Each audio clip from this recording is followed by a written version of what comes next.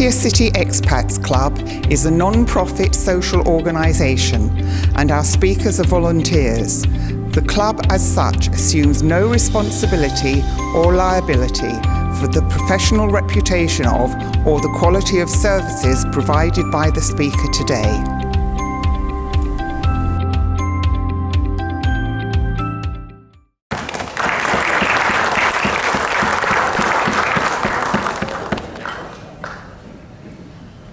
Good morning and greetings to everyone. Just a few weeks ago I was talking about vaccine misinformation. From that talk we had some requests of saying, well, that's very interesting, but what specifically do we need for Thailand? What vaccinations do you need for Thailand? Well, that should be just 2 minutes. I just put the schedule on the screen and that's it. I can go home. No, it's done. Unfortunately, vaccinations for seniors is a lot more nuanced than that. And I'm going to take the next 45 minutes or so to try and explain the great differences that apply to seniors. I regret I am required to read this disclaimer in full. The views and opinions expressed in this presentation are those of the presenter and do not necessarily reflect official policy or position of any of the organisations and bodies to which he is or has been associated. The material in this presentation is general background information about vaccinations. The information is given in outline and summary form and does not purport to be complete. In particular, there are other vaccinations which I do not mention which might be appropriate for your specific conditions. The presentation was created for informational purposes only. It must not be considered or used as medical clinical advice or a personal recommendation. The content of this presentation is not intended to be a substitute for professional medical advice, diagnosis or treatment. Always seek the advice of your physician or other qualified health provider. With any questions you may have regarding a medical condition, never disregard professional medical advice or delay in seeking it because of something you have read in this presentation. Okay? Having taken care of the medical legal aspects, we go on. Let's make it clear, I do not practice clinical medicine in Thailand. I will not be giving you any vaccinations. I do not provide individual medical clinical advice. The days when I did consultations in the toilets at Jameson's bar at 6 p.m. on a Friday are no more. I'm too old now. Okay? I have taken money from anyone who couldn't run away fasting. From any donor organisation, anybody, any philanthropic body that I thought I could extract funds from, I've had a go at. I should particularly mention my connection with Macedon University because I'm going to be recommending their travel clinic later. I am with the Empower School of Health. We have a joint memorandum of understanding with Macedon University. I have no shares in any vaccine company. I have no commercial operation in Thailand or any other country. I do not benefit commercially from any vaccines. The information I'm presenting is not my own. All of it is from official bodies. It is being repeated here. I will express some of my own opinions and I'll make it clear when they are my opinions. I've given URL references to most of the sources of the information I am using. We start off with Thailand expats, and the first problem we have is trying to look at the profile of an expat. And we don't really have any good information at all. If we take the Thai visa expat survey, it's quite a small survey. The information is not really that reliable from that, but what we can conclude is you're old. All of you. There are very few young expats left. Okay? If we look at information from the British Embassy in Bangkok, which has been obtained under the Freedom of Information Act, they were forced to provide it, they didn't want to. If we look at the information from that tells us everyone there seeking aid is old. So, the focus of this talk is about seniors, and we're defining seniors as over 50. I see there's a few who are not over 50.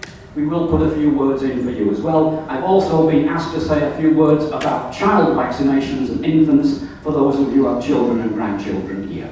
But the main thrust, the main focus of the talk is around old people. Because like me, you're old.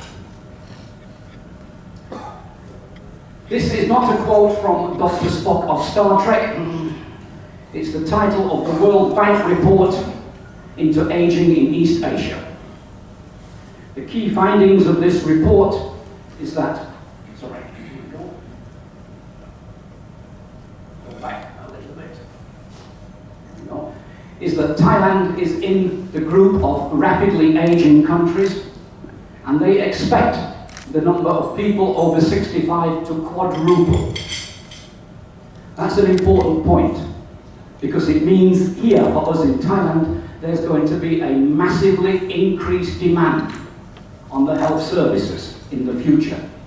It's going to be harder to access health services as they become overwhelmed by old farts like me queuing up to get treatment for free. Okay? It's going to get more difficult. And that means that preventive medicine is going to become a lot more important for all of us. I'm going to come back to that report a little bit later in the presentation. Just declare, I am openly and completely in favour of vaccinations. However, in order to explain them, it might sometimes sound like I am anti-vaccination. I am not. But I do believe you have to explain vaccinations. The situation on vaccinations for seniors like yourself is rather complex, and there's a need to balance risk and benefit. In explaining that, it might sound a bit like I'm against it. I'm not. So I'll make it clear from the outset, I am 100% in favour of vaccinations. Sorry, I'm not moving on very fast now. Okay. Can we move on? Can we advance? You already moved. I'm already moving. I'm sorry. I'm looking at the screen. I'm not. Slowly. Okay. Go back. Okay. Okay. Now, my fundamental point in this talk is that infants and seniors are fundamentally different.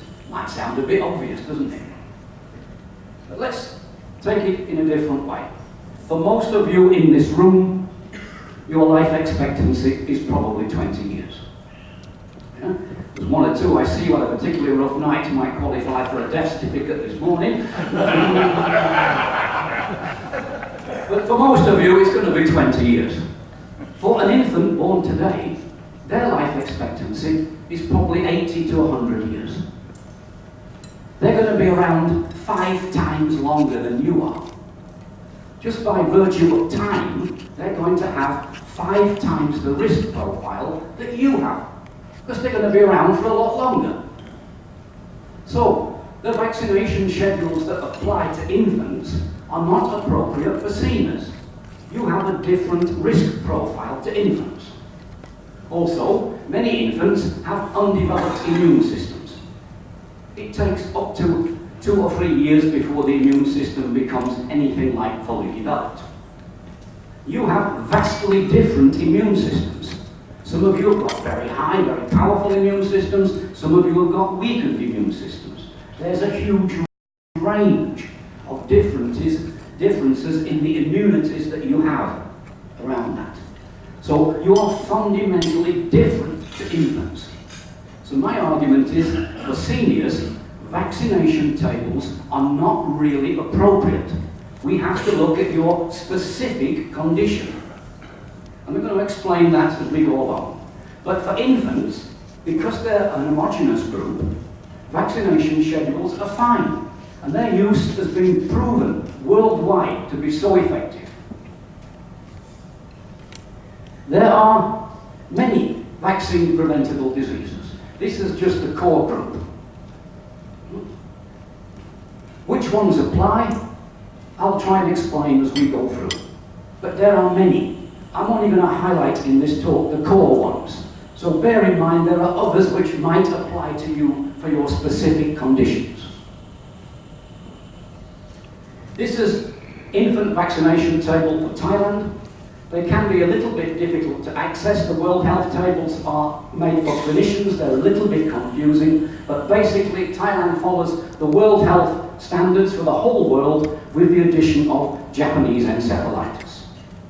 That's the core group, what we call the EPI, the Extended Programme of Immunisation for Infants. And all infants in Thailand at government hospitals will receive that vaccination schedule. That's the core group for infants. I give you the reference because we have had a few queries about that. That makes it easier to find in English language. Okay. In addition to the core group, there are, at the top, the first 4 or 5 items are alternative formulations. Some infants require a different formulation from the standard vaccine. There's a couple of alternatives available. The paediatrician will be able to advise you. There's also extra vaccinations which are not part of the core program, but which are recommended for infants in Thailand. VZV is for chickenpox. It's not in the standard list. It's a really good idea to have it included. And vaccinations don't just stop in infancy. The bottom here, papillomavirus, causes cervical cancer. Well, that's okay, it's only for women. Men don't need to worry about that. But men transmit the disease. So it's important that around 11, 12 years old, both boys and girls get the vaccine. It's for life. And then they will not transmit or contract the disease. That accounts for about 80% of cervical cancer cases is caused by that disease. So not just infants, children as well, all the way through. For a particular child, I recommend the lot. Rotavirus is for severe diarrhea cases. If the infant's going to be in the rural areas in Thailand, where hygiene standards are not so high, really good idea to have that. Yeah? Okay, that's infants.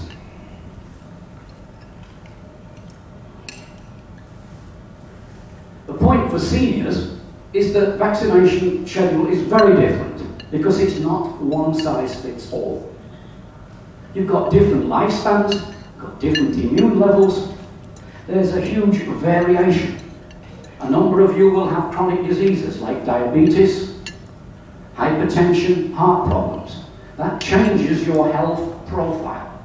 We have to look at a vaccination schedule specifically for your health profile and your lifestyle. Having a table is not really very useful. However, to those who insist on having tables, here are the reference to tables in English language for Thailand, if you wish. I don't think they're helpful because I think you have to look at your specific conditions.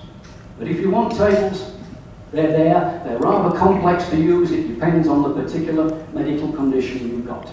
I'm going to try and explain some of those conditions and how they might come together.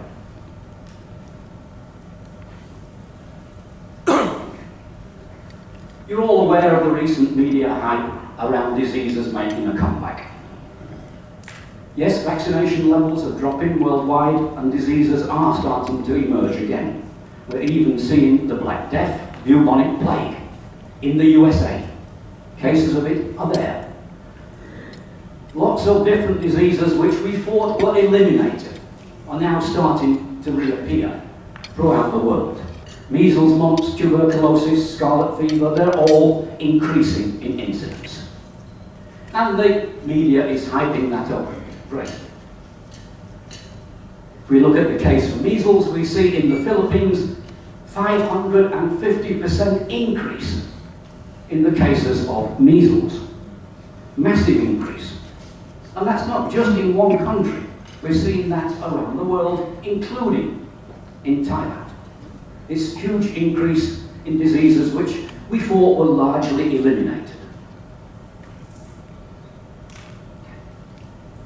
Well, that's okay, but they're all childhood diseases. Yeah? They're all for kids. I'm an old fart. You don't make do with me. Well, unfortunately, that perception, which is very common, is entirely wrong. It's wrong on 4 basic counts. Vaccine effectiveness, immunity waning, immunity reduction, and transmission of disease. And I'm going to explain each of those in turn now. Childhood diseases don't just affect children.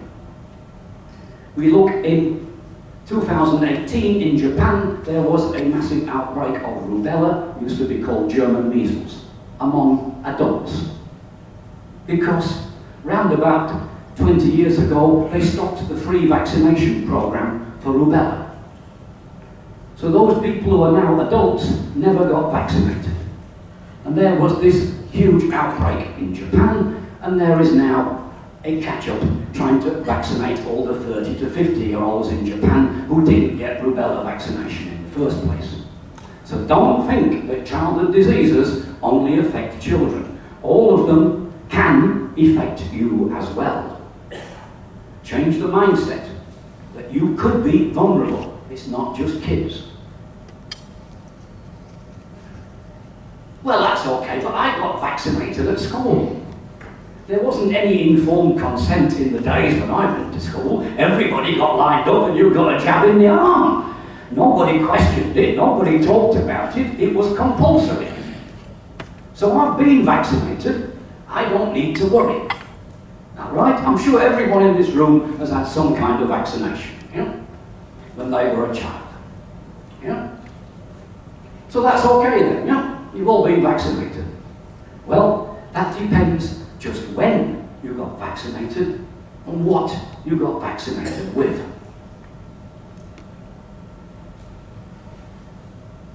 If you received 2 doses of MMR, which is the measles, mumps and rubella vaccination, you're probably immune for life from those 3 diseases.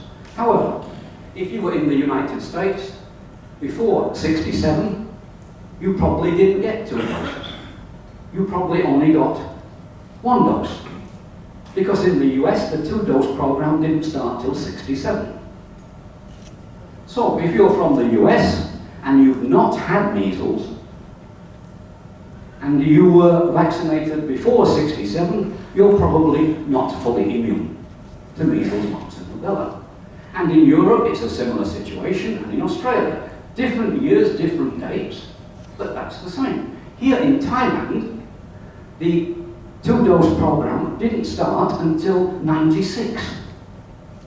So your Thai partners, your Thai colleagues around, if they got vaccinated before 96, then they're not immune either. That means there's a large part of the population in Thailand who are not immune to these diseases because they didn't get 2 doses of the vaccine because that program didn't start in Thailand until 96. So even if you've been vaccinated, it depends on the exact conditions and the time.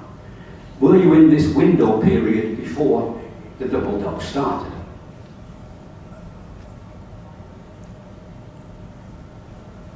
The other point to note is not all vaccinations, not all diseases give you immunity for life. If you had whooping cough as a child, it does not give you immunity for life. Whooping cough, pertussis, can re-emerge when you are a senior, when you're over 50, can come back. Whether you had the disease or whether you had vaccination, it can return. Diseases change over time. You're all familiar with influenza, how often influenza changes and develops. It's not just influenza, pneumonia changes and develops over time. So even if you've had pneumonia vaccinations, you might want to think, just when did I have it and what did I have, to see if you are immune. If we take a typical case, let's go and visit Disneyland in Florida in the US with the grandkids. Great. Measles outbreak, who got the measles? The young kids who were not vaccinated and the grandparents, the 60, 70-year-olds who only got 1 dose of MMR. And here we have a rather spotty Mickey Mouse to show us about the measles which swept through Disneyland at that time. So it's both the very young and the very old, and I'm afraid we're in the very old category, who are at risk.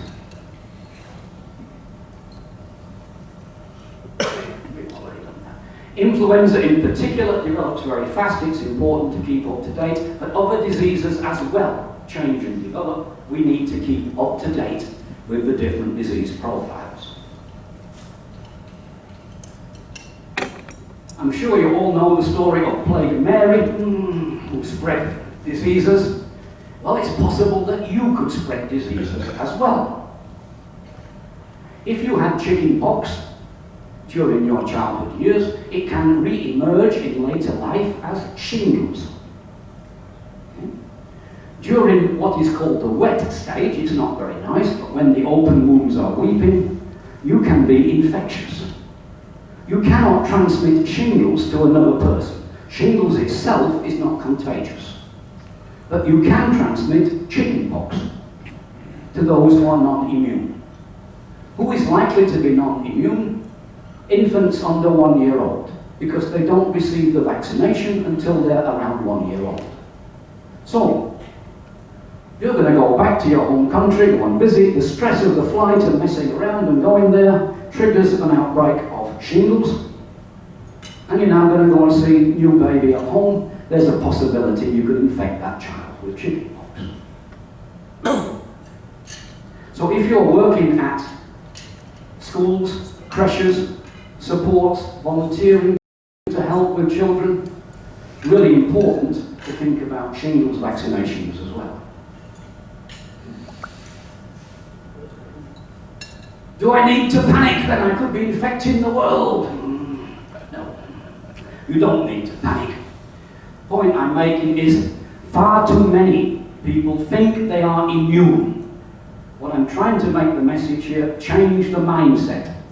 You're not immune. But there might be a risk. It's not a massive risk, not huge, there might be a risk. Change the mindset to understand of that possibility. Then let's try and quantify that risk. And as you quantify that risk, let's try and use some evidence-based. Please do not use what a white-haired old man in a bar in Soy Bacau told me. Even if that rather decrepit white-haired old man was a professor who just happened to pop in for a small malt tonic. Try to use an evidence base to quantify the risk for you.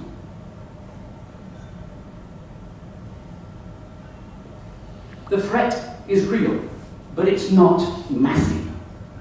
The biggest threat is not accepting that there can be a risk. In the US, it's estimated around 50,000 adults a year die from vaccine-preventable diseases because they're not recognizing the risk. They're not following it through.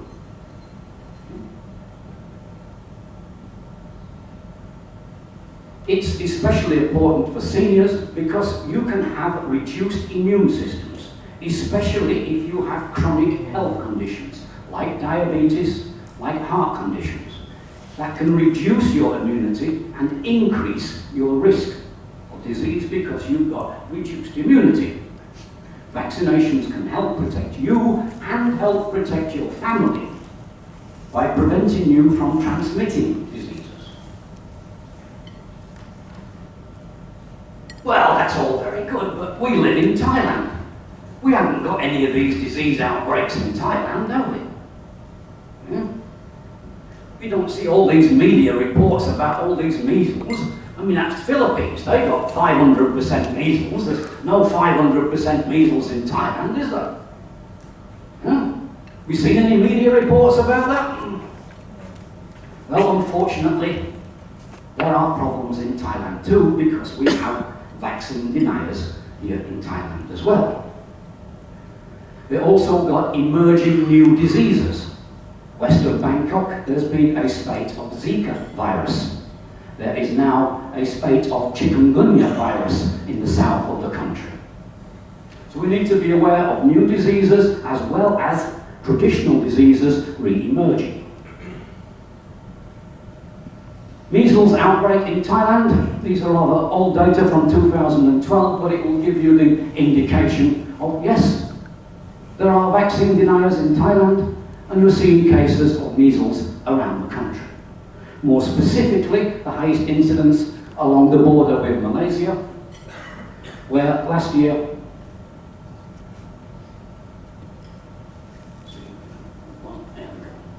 Well, last year we had a spate of deaths from vaccine denying along the border. I know it's a little hard to read, but we believe that vaccine is down to only 30–40% of the population now in that southern area along the border. So if you're going down that way, probably it's a good idea to make sure that you've got immunity to measles.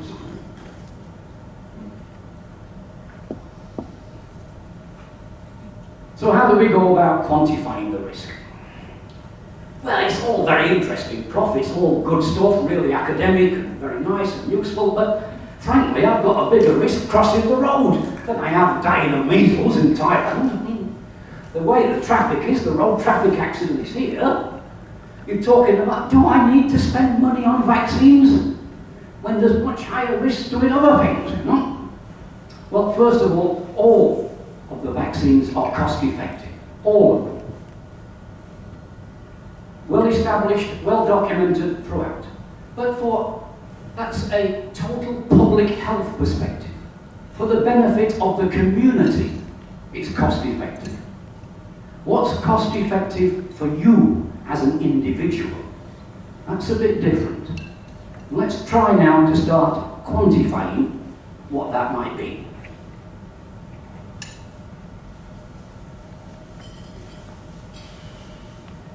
Leading causes of death in Thailand, top of the list is cancer, then heart problems. Particularly important, we wanted to have a look at lower respiratory infections. That's a bit unusual, but that's important. How many of you have had the patio cough? This very deep-seated cough that lasts for 6 to 8 weeks. You just can't get rid of it. Just won't go away. That's one of the common lower respiratory infections here in Thailand. And if your immune system is weak, it will kill you. But just a minute. Road traffic accidents, only 4%. Is that right? Can that be true?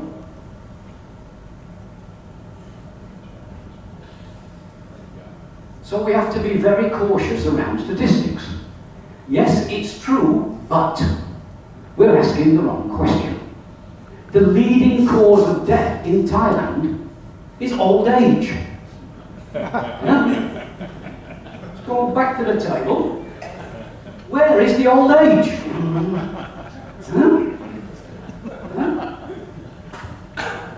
So 60% of the people are dying of old age.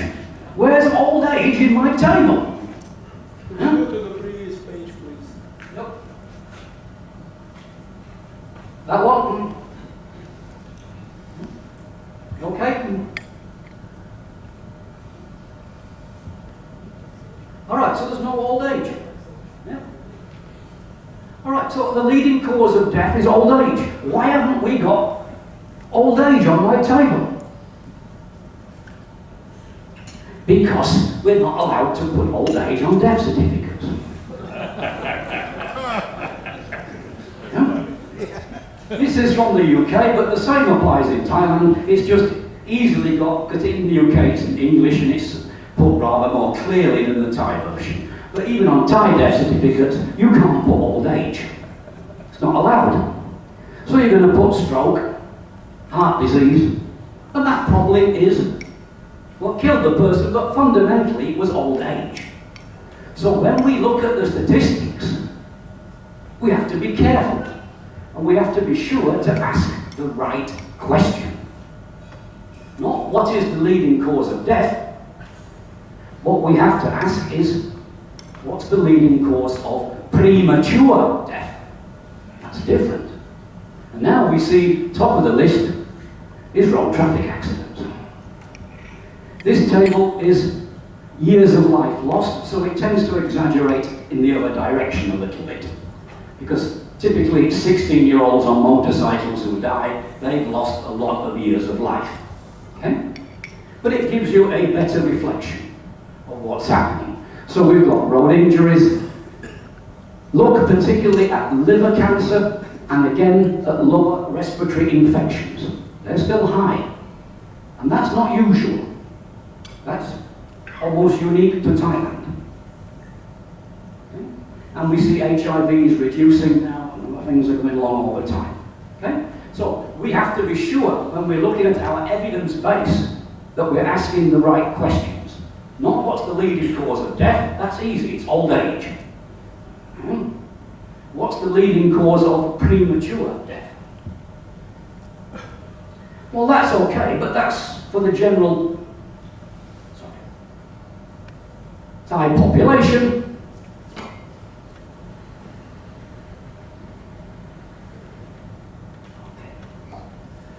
Let's look in more detail at the death tables and look at the vaccine preventable diseases in the death tables. Okay? We can see that there is influenza, kills quite a lot of people. Yeah. All down the list, hepatitis. Yeah. So there's quite a lot of vaccine preventable diseases in the death list.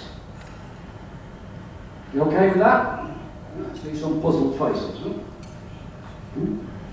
But they're all quite small numbers. Yes, there is gross underreporting in Thailand. But they just give us an indication of the ratios. Okay? So respiratory infections are quite important because that's one of the causes of death, one of the significant causes of death. Oops, wrong way. But that's the general Thai population. Expatriates are different, aren't they? They will have a different profile. This information is exceedingly unreliable. It is taken from the Find Death website. It's compiled from media reports, so it's by no means complete.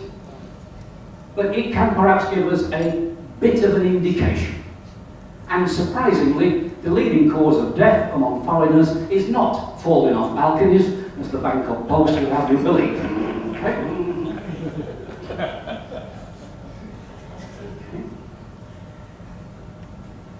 It's road traffic accidents again.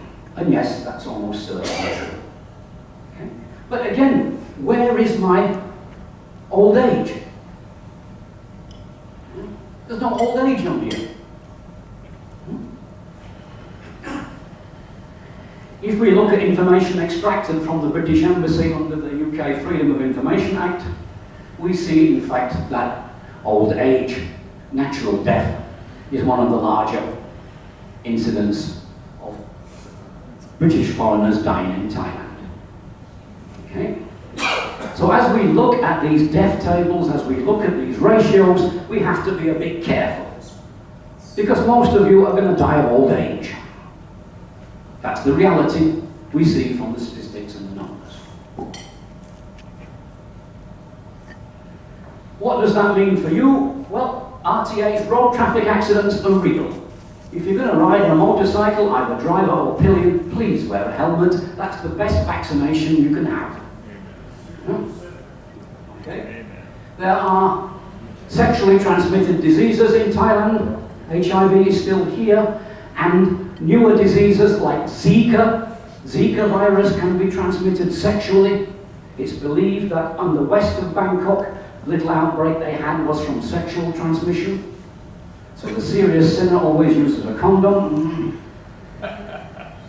Be aware of the increase for respiratory infections in Thailand. Much more serious and higher than in other countries. Particular problem around koi pla, raw freshwater fish. It carries liver fluke. It is the leading cause of liver cancer in Thailand. It's why liver cancer is so high in Thailand. That's freshwater fish, not sea fish. If you're a sushi lover, you should be safe. Okay? But raw freshwater fish, particularly from the north and the northeast, is largely contaminated with fluke that affects the liver and causes liver cancer. Okay? Of course, I'm going to say drink less alcohol and stop smoking. The important point for vaccinations around this is the respiratory infections. Those are the vaccine preventable diseases.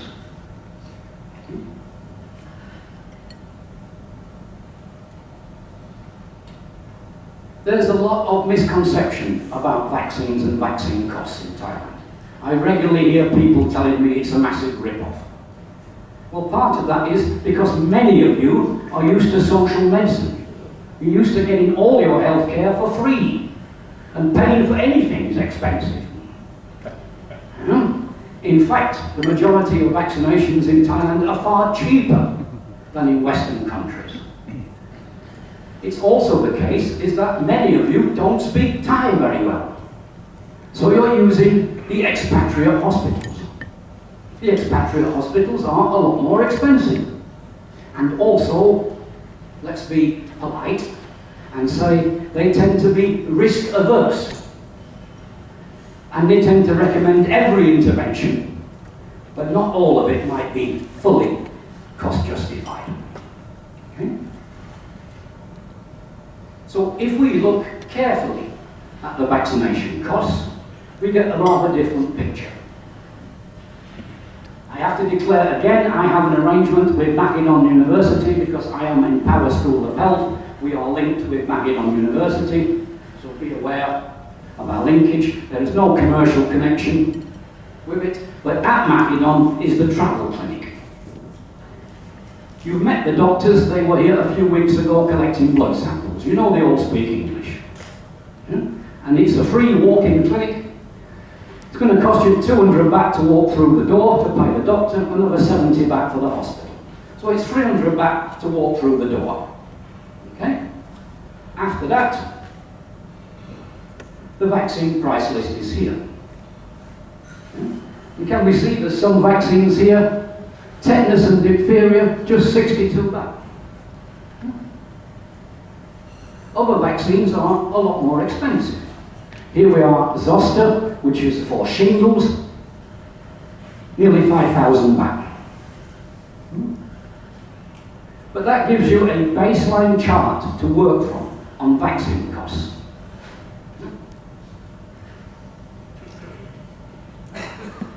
This is from a private vaccination clinic in Bangkok, a little bit more expensive.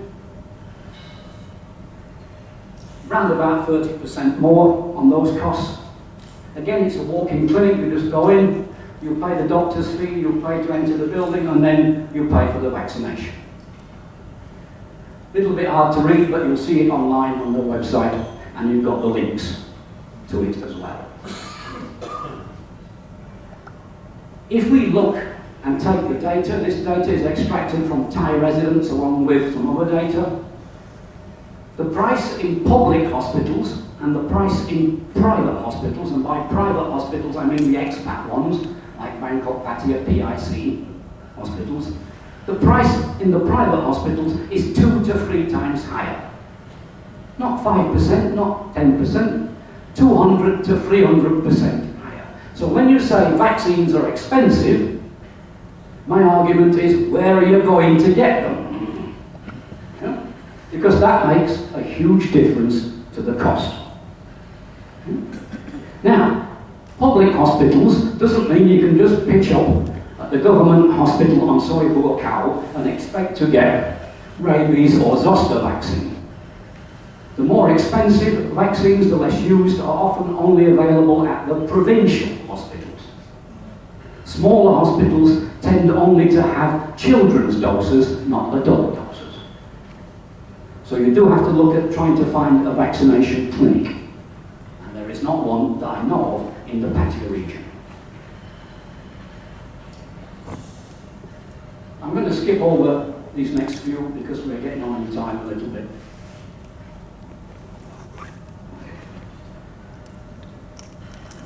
Are vaccines cost effective? Well, yes. Recently, the medical insurance company Bupa Aetna in Thailand has started offering free influenza vaccines. Why would they do that? Because they love you and care. Because it's cost effective for them.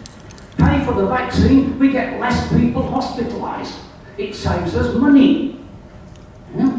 Now, if a hard-bitten medical insurance company can make that kind of calculation, you ought to be able to make a similar judgment for your particular condition.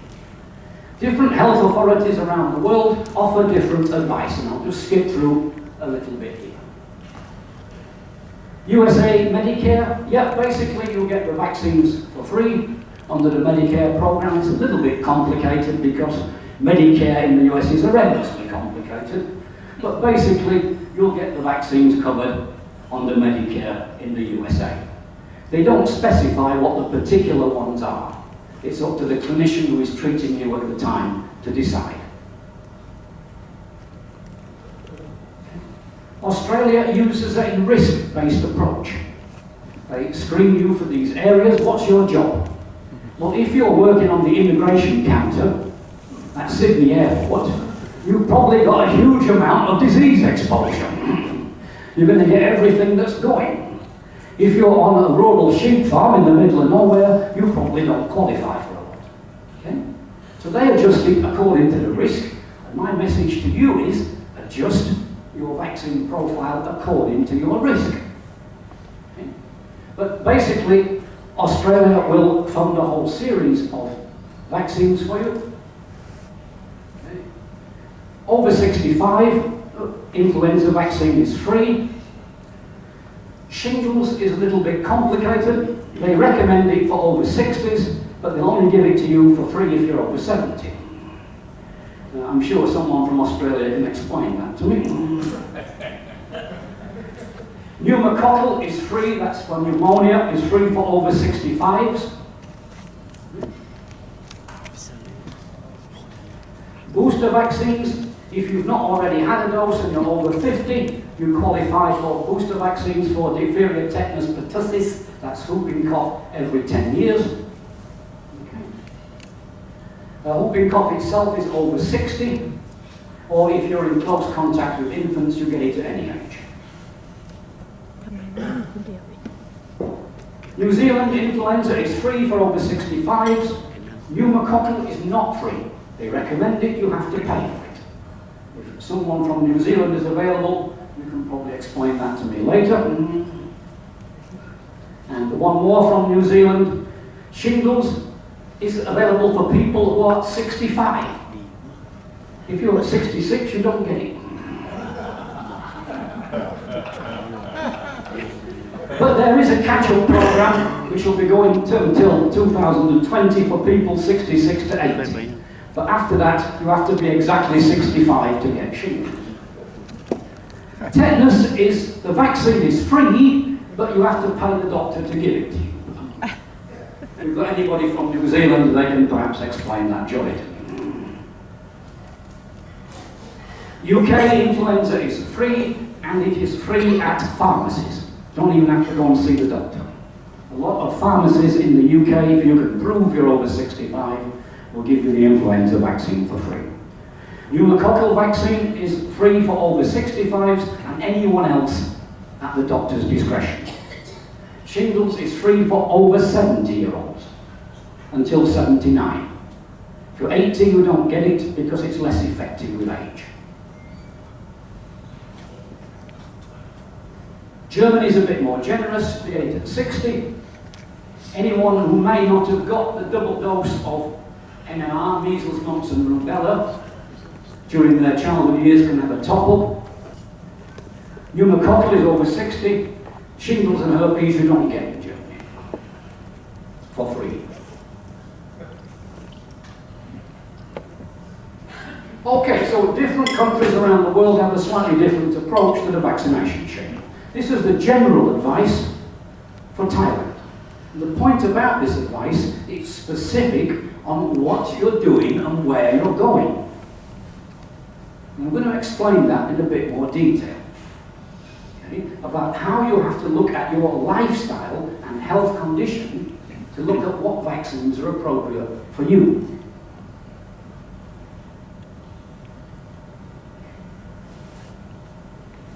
A few weeks ago, you heard about Japanese encephalitis. I'm going to push it again. It is in the rural areas. It's a mosquito-borne disease. Pigs act as an intermediate host. So if you're around rural areas with pigs, for some reason in Thailand, it's not clear why, there seems to be clusters of Japanese encephalitis around caves. Don't really know why. Bats are not implicated in Japanese encephalitis, although they do carry Nipah virus disease. So one of the reasons, you know, the wild boar football team was isolated when they came out of the cave was not because they were infected, but because they could have infected their family. That's why they went into quarantine. We've been in this cave area for so long. People misunderstood. They thought the medical establishment was being far too cautious. There was nothing wrong with these kids. That's generally true. But they could have infected their families, which is why they were held in quarantine. Okay? So there are diseases around the rural areas. The point about Japanese encephalitis is it's not very common. But you generally end up a little bit dead. Very, very few people recover from Japanese encephalitis. The ones who live are usually comatose and severely brain damaged. So it's a very serious disease. It's not something to take lightly, even though the infection rate is quite low in Thailand. So what does all this mean for me? Firstly, you must always take professional medical advice for your particular condition. This is general advice, that's okay, but for your particular condition, speak to your healthcare provider. Don't just rush off and say, I need this. Think about it, discuss it with them. Not all vaccinations are suitable for everyone.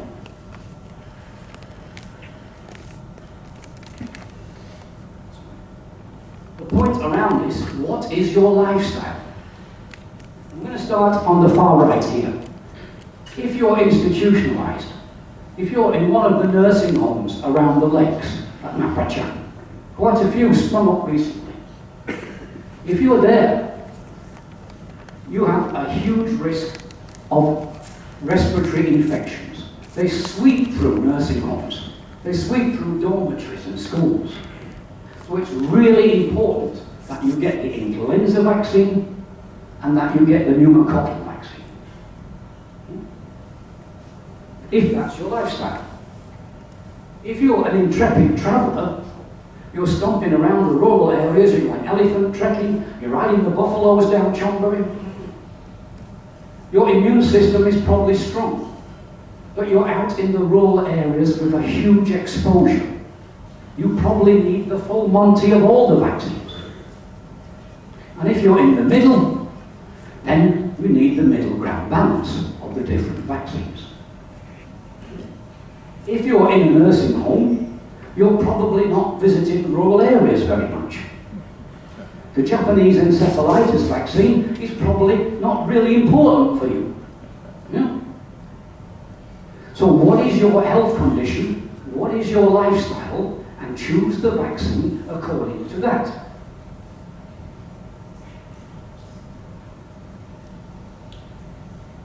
Let me give you a simple example. What's the risk that you could cut your foot? You're wearing flip-flops, you're walking down the road, you may have partaken of a few malt tonics, and you cut your foot on an old tin can or a piece of glass. Could happen to many of you. It's an ever-present real risk. Tetanus is ubiquitous in the environment. Few people die of tetanus now, but those that contract it often wish they did. It is an horrendous disease. It's a real threat. Could happen to you anytime. Yeah? You stub your toe, you cut your hand, you're working in the garden. It's a real risk. So keeping tetanus up to date is probably a really good idea. And it's only once every 10 years. And tetanus vaccine is only 60 baht. But if you're going to go to the travel clinic, you're going to pay 300 baht to walk through the door. So while you're there, why don't you have diphtheria, tetanus and pertussis, which is all together in one vaccine at one time, bang. 800 baht and you're done. Make sense? Sound like reasonable, cost-effective advice? Yeah. Only once every 10 years. Not a big cost, is it? Yeah. That's worth doing.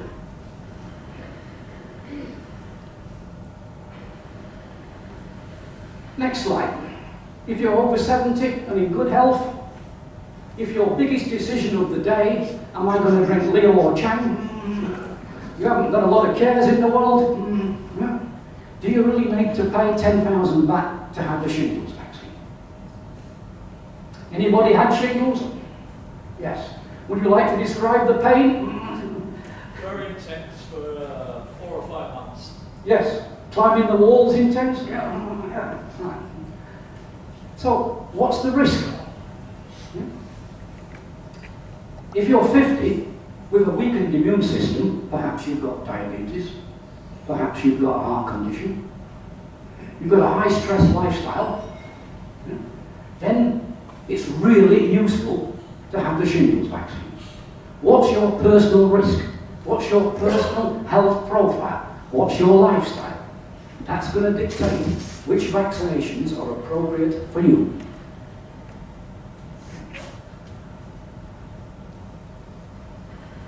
Influenza vaccine. People have forgotten. Influenza kills people. It kills the old and the weak. And I'm afraid we're in that category. Okay? Usually influenza is the last straw that carries you off. So is the influenza vaccine really useful when it's only about 40 to 60% effective? Is that really beneficial? Is it worth having? Is it worth doing? Well, that depends on what your lifestyle is. If you're an active 30-year-old in a normal occupation, frankly, it's probably of marginal benefit to you. Okay? If you're over 60, it's certainly useful. If you've got a weakened immune system, diabetes, heart disease, hypertension, then it's strongly indicated. If you're exposed to a large number of international travellers, and everybody in this room has been exposed to a large number of international travellers, then it's a really good idea. Because you've got diseases from all around the world coming here, every time someone comes back from their own country. If you're volunteering at schools, or dormitories, or doing prison visits, or army camps, it's strongly indicated. All respiratory infections sweep through these places very fast.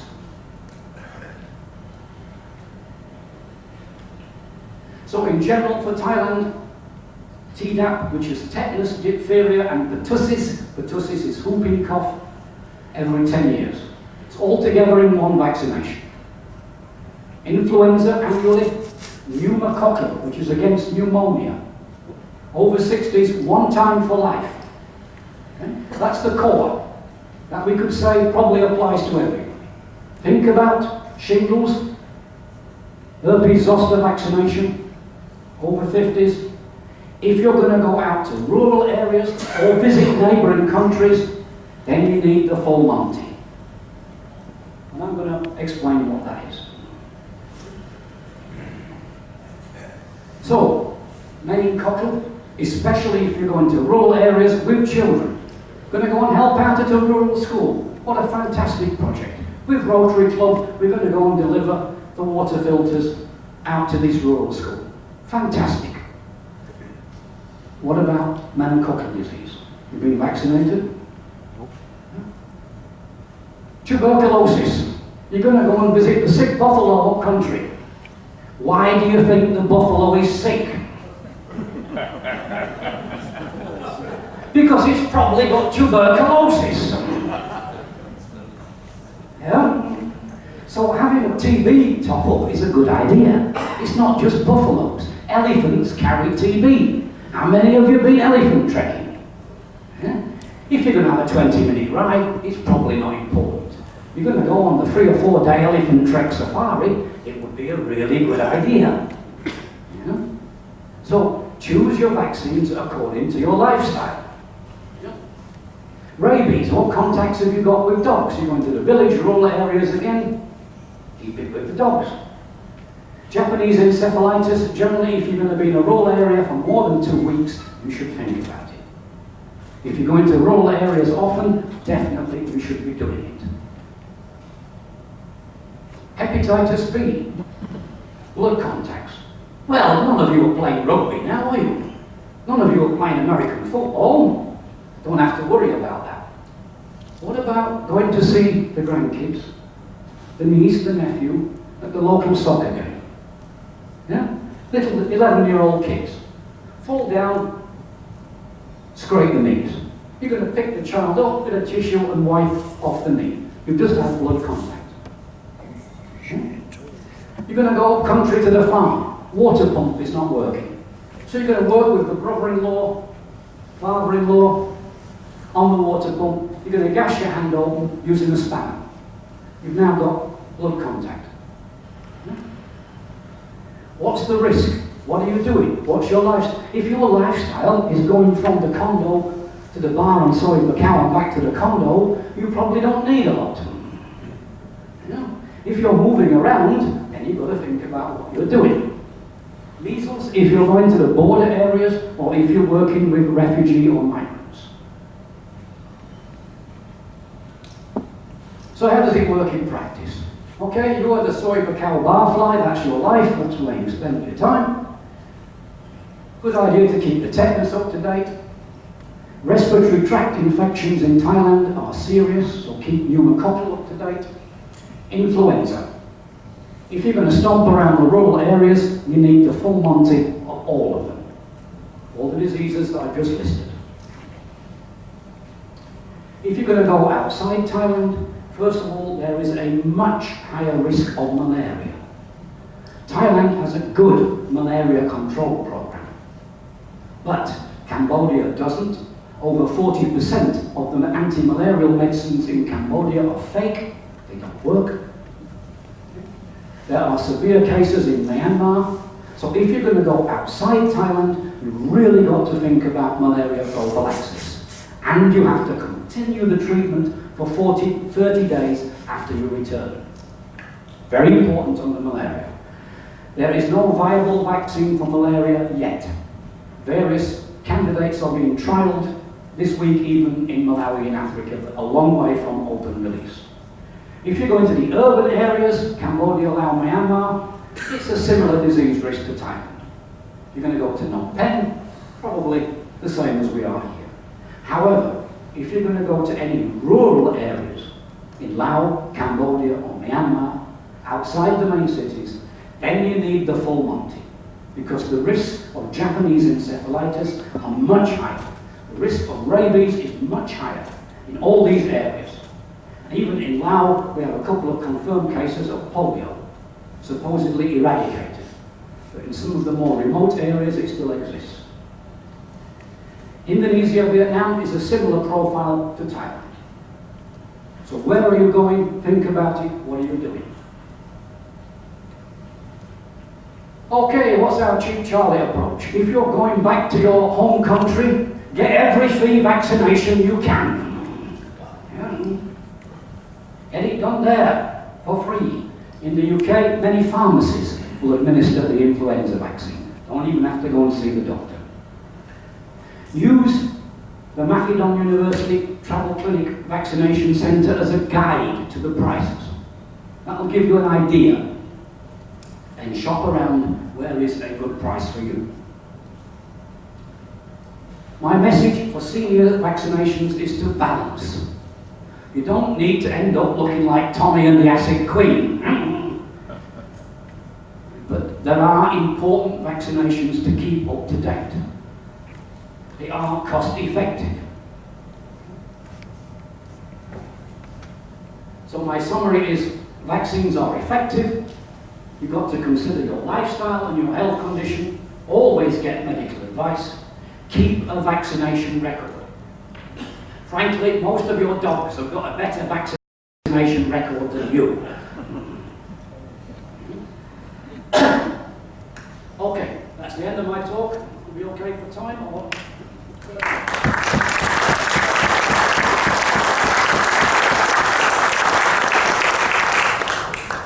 Now, I have an optional extra, or we can go to questions now. What's the option? Influenza vaccine. Can we get a Q&A now? Q&A? Fine. Let's go for it.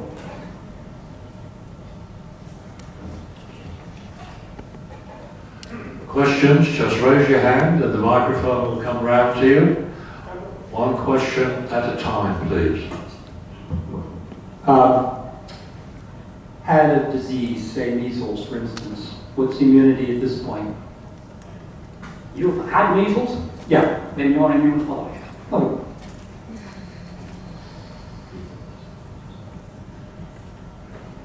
Okay. Yes, can you tell me, I had 3 years ago, I had the old shingles vaccination. I see there's a new one now that's got a higher rate. How much better is the new than the one I had 4 years ago? Sorry, which vaccination? The shingles Shingles vaccination. I had 4 years ago, got the old one. The old vaccination was 2 doses, about 2-3 months apart. The new vaccination is a single dose. Is it, how much better? Do I need a new one? No, we don't need. If you've had the shingles vaccination, you've had it, it's fine. Yeah. Yes, about 6 years ago, I was bitten by a cat and I had a vaccination for rabies. How long is that good for? At least 10 years. You had the full course of 6 vaccinations? 4, okay. Then you're reasonably immune, but if you're going to go back to working with dogs or animals, you might want to think about a booster top.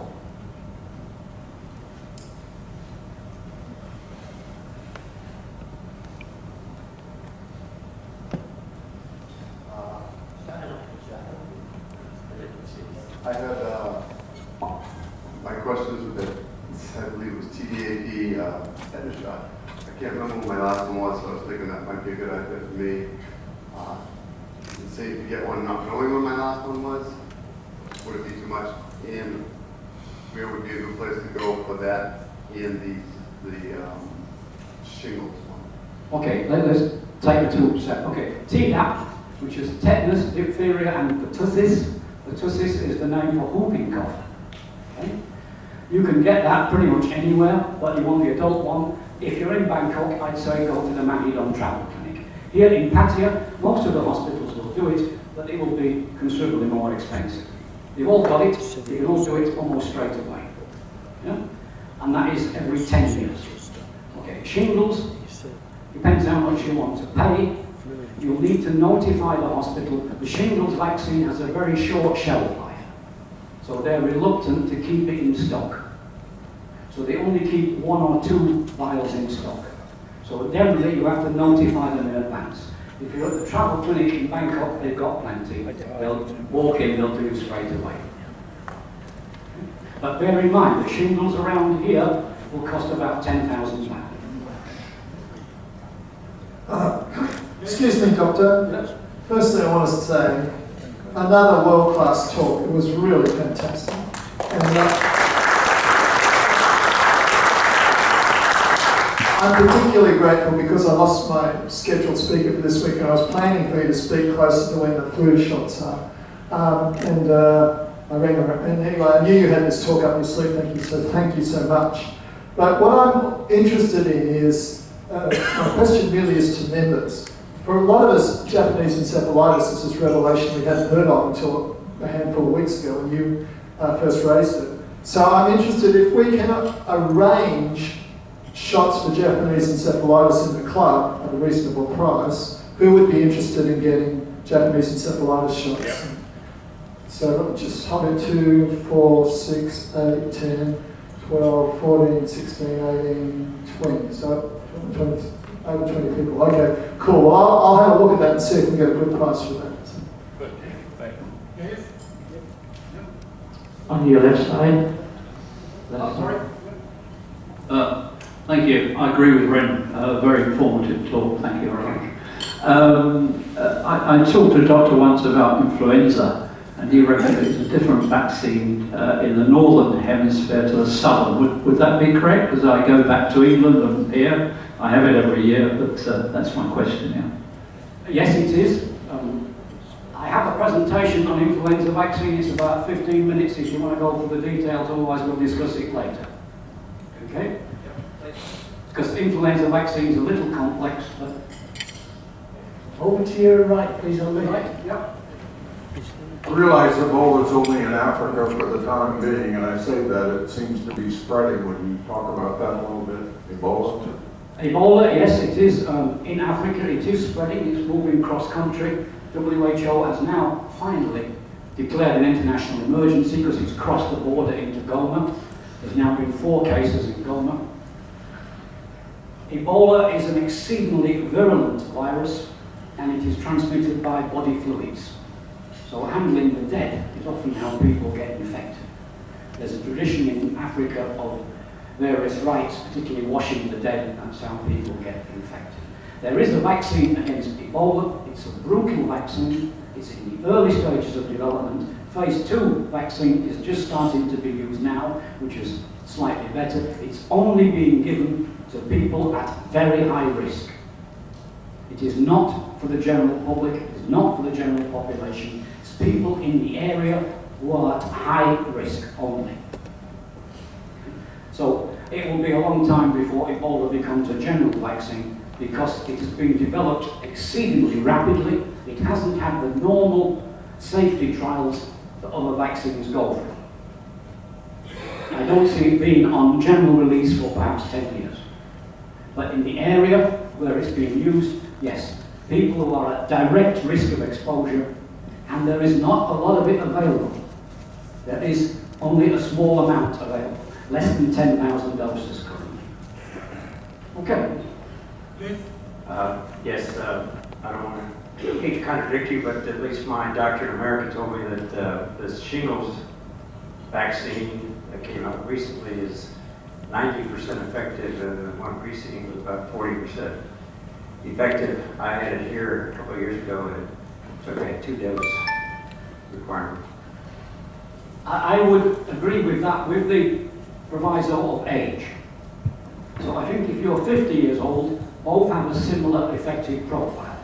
The newer vaccine is more effective for older people.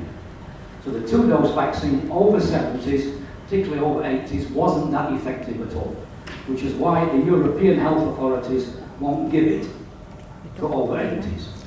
The newer vaccine has got a larger age profile, it stays better. So it depends somewhat on your age as to how effective it is. But if you had the 2-dose, you're probably fine. Just in front of you, Well, some of those vaccines, some of those diseases are waterborne. I assume that maybe you can comment on tap water. And, there's some concerns about fluoridation. I think that the tap water is not fluoridated, but there are some added fluoride to some commercial water in Thailand. That's what I've heard of. That's what I've seen. I actually do mention that in the content that there's a fluoride, and that's also a concern. Okay, that's quite a big topic. Okay, fluoride, as far as I know, is not added to tap water in Thailand. It does occur naturally in some areas of Thailand, particularly in northern parts around Chiang Mai, Chiang Rai. The groundwater naturally contains fluoride, which will help your teeth. I think as regards safety, we're generally talking about chlorine. Tap water in Thailand is chlorinated. How safe it is when it leaves the water plant, my personal belief is it's generally reasonable. But because of the use of suction pumps on water lines, the water pipes in Thailand are not always under pressure. And that means that groundwater can leak into the tap water supply. Because these water pumps are sucking, they're reducing the pressure in the line. So tap water is a bit iffy in Thailand. It varies between different areas, but it's not reliable. There are a number of waterborne diseases in Thailand. Generally, the chlorination will kill them. But river water, lake water can carry a number of parasite-borne diseases, which are generally not prevented by vaccines. It's a big subject, so I'll stop there, otherwise I could go on for about 2 hours. Next one's from me on the left side. Left side? Yeah. You spoke about the difference in our age, and perhaps we had 1 or 2 of these vaccinations and one wasn't enough and so on. We don't know, frankly, I can't remember. I was too young. Is there any negative to be having another one just in case? Again, that depends on your lifestyle. Are you volunteering to work at schools with young children? Rarely. Right. Are you visiting border areas in the south of Thailand? No. Then you probably have a very minor risk profile. Okay. Yep. All right. Over there, there's a gentleman. Oh, you. Boy, you give us a lot of information there, you know. I'm not going to make a big deal out of it, but I'm from America. When you go to school, you have to have your shots to go to school. When I went in the Marine Corps in 1959, you walk down a room and they throw shots in your arm and you have no idea what you're getting, okay? I'm going somewhere with this. And then when I came here 10 years ago, I went to a doctor in America, and I said, you'll be doing this, be going to rural areas, be going to jungle. I said, sure. So I want everything. And I had to have a follow-up. Like, I think 30 days later, I got at the hospital here. So I'm hoping I have those records for this time. But, so, okay. So do I, at my age, I'm over 60. People don't believe that, but I am. And You're 80. Today over 80. what are you talking about? Oh, Is that on the waist? So, does it hurt my body to get all these shots that you're talking about all over again if I've already had them? No, generally speaking, no. It depends on your particular health profile, but generally speaking, not. It won't urge you to have Japanese encephalitis again. Yeah? Won't urge you to have rabies again.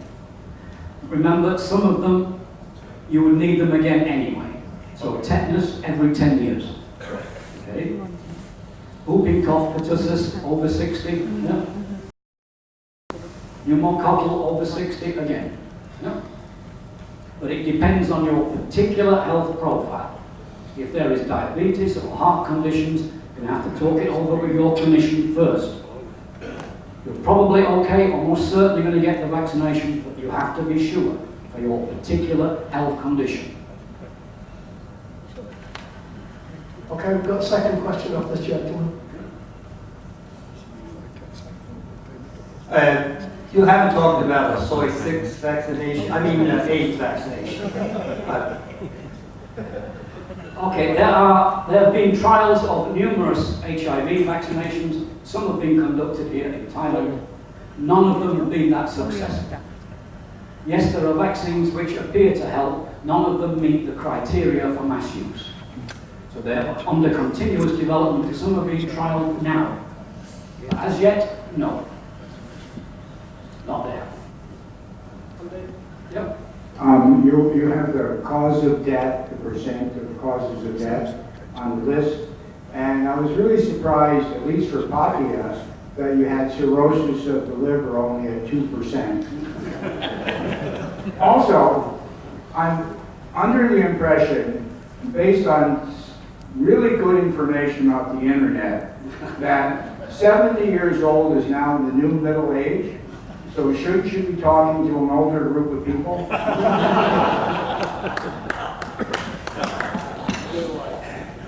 What would you write again on the... Right, okay, go ahead. Yep. Yeah, it's not so much a question but an observation. We had a very old-fashioned family doctor back in England, and he told my mother, any of his friends catch whooping cough, measles, mumps, stick him with them and let him catch it. Best way to do it. At the time, that was probably acceptable advice. Bear in mind that effective whooping cough vaccines didn't start until the 70s. Yeah? I call everything. Yeah. So, but again, you've had whooping cough, you are not immune for life. It can come back to you in later years. That's a feature of the disease. Yeah? So you might still need vaccination against whooping cough. On your left side, last one. My Thai lady is 47 years old. What should I tell her or try to convince her to do regarding vaccinations?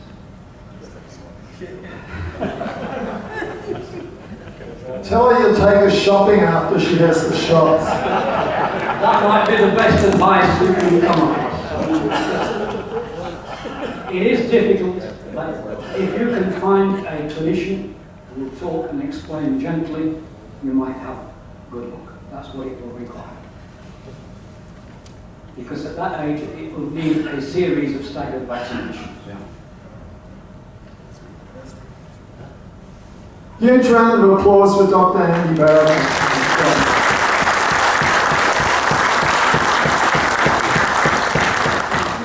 Thank you, Doctor. And to add to your collection, I think you might have to organise another wall to put all these plaques on.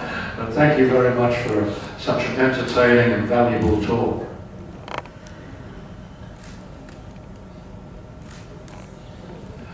Thank you very much.